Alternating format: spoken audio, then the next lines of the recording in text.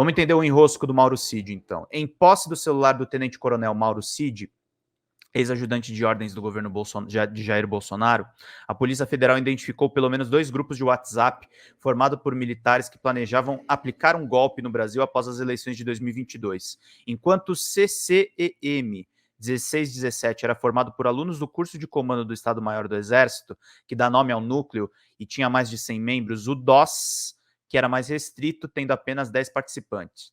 Além do braço direito de Bolsonaro, o estado de São Paulo conseguiu identificar 7 bolsonaristas que ocupavam cargos no legislativo e tinham altas patentes no exército, seja como comandante ou instrutores de escolas militares. Com grande destaque no cenário político durante o último governo, estão Eduardo Pazuello, sim, o Pazuello que a gente está cobrindo, tá, gente?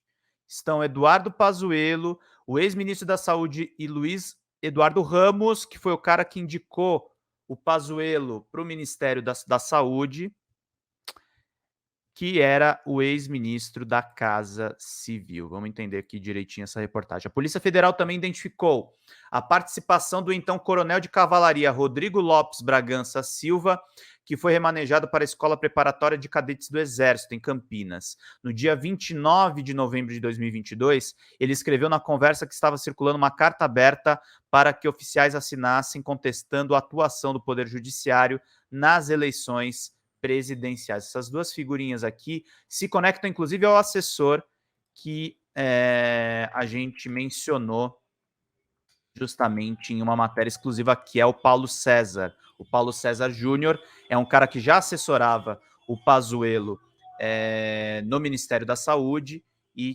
que passou a assessorar. Vocês estão ouvindo barulho, gente? Tá rolando um barulhinho aqui, não sei se está pegando aí ou se está isolado.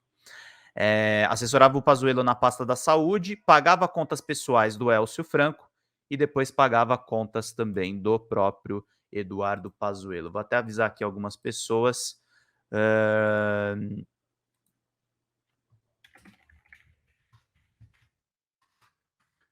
Deixa eu ver aqui mais algumas informações importantes. Vão curtindo e vou compartilhando, vou curtindo e vou compartilhando.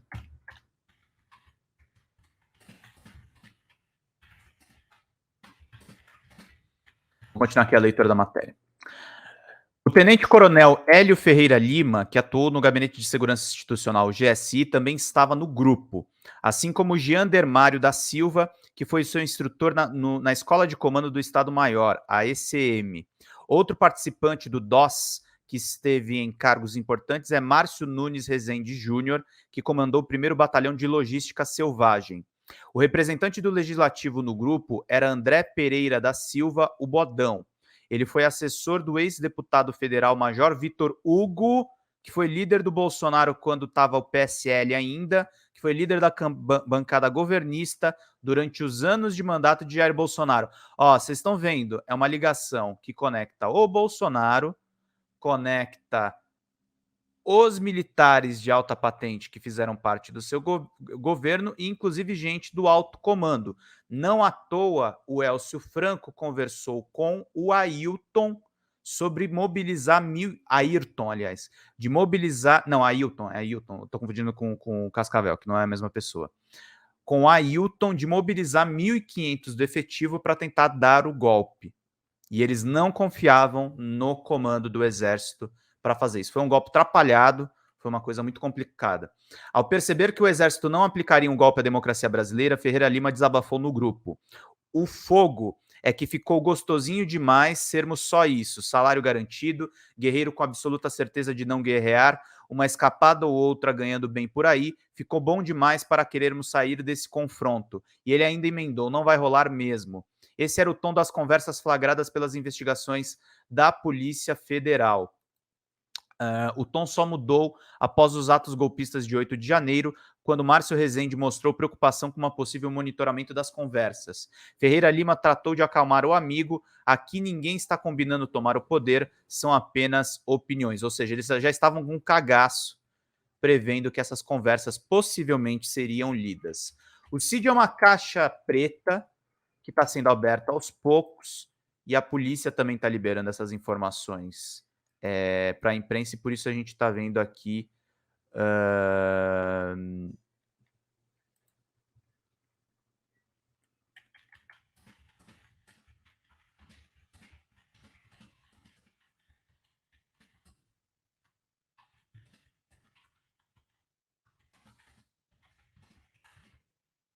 Desculpa, gente. Enquanto a gente está aqui fazendo trampo, a gente vai ao mesmo tempo no tempo real.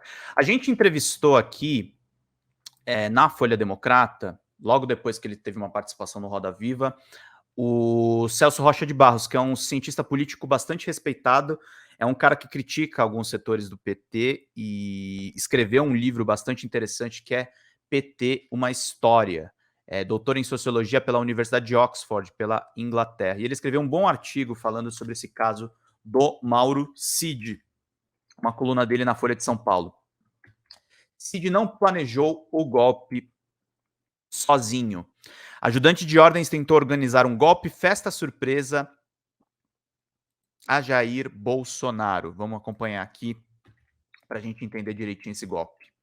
Na semana passada, a Polícia Federal encontrou no celular de Mauro Cid, ex-ajudante de ordens de Jair Bolsonaro, planos e conversas sobre como executar e justificar um golpe de Estado, tentado pelo ex-presidente após as eleições de 2022. No celular de Cid havia uma minuta de golpe, como a encontrada na casa do ex-ministro da Justiça de Bolsonaro, Anderson Torres. A minuta declararia o estado de sítio e GLO, garantia da lei e da ordem. Os golpistas tomaram cuidado de cobrir a assinatura do documento com uma folha de papel.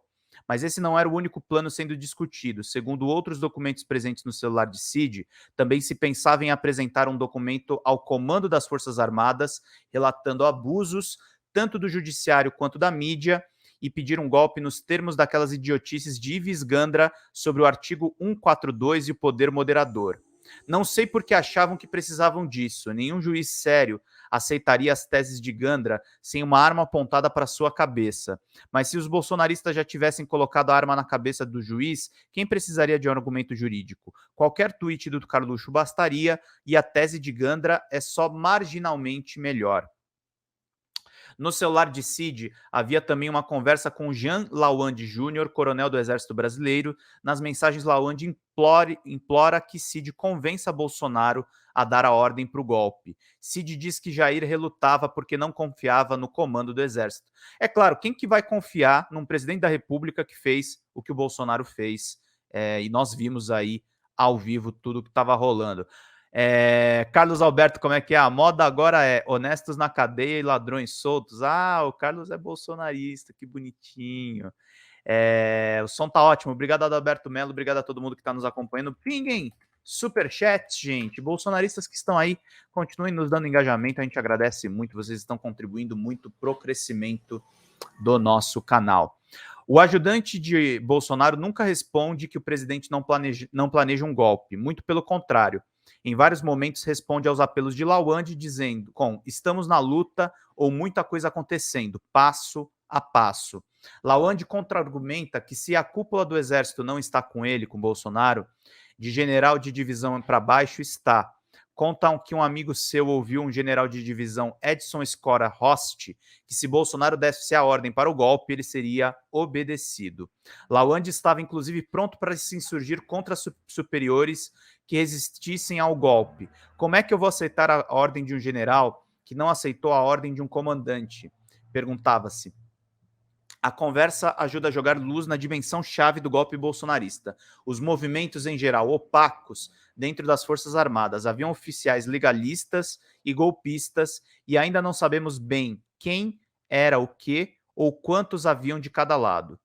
A impressão que dá é que ainda a maioria era golpista, né? Mas vamos ver aqui.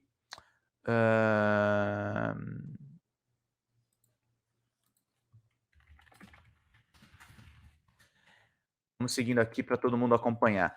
Os advogados de Bolsonaro naturalmente alegam que seu cliente não tem nada a ver com isso. Se for verdade, Cid tentou organizar um golpe por Jair sem combinar com Jair. Seria uma espécie de golpe festa surpresa. Como seria isso? Imagino que Michele seria encarregada de tirar Jair de casa para fazer alguma dessas coisas que todo casal faz junto, como extravio de joias ou rachadinha.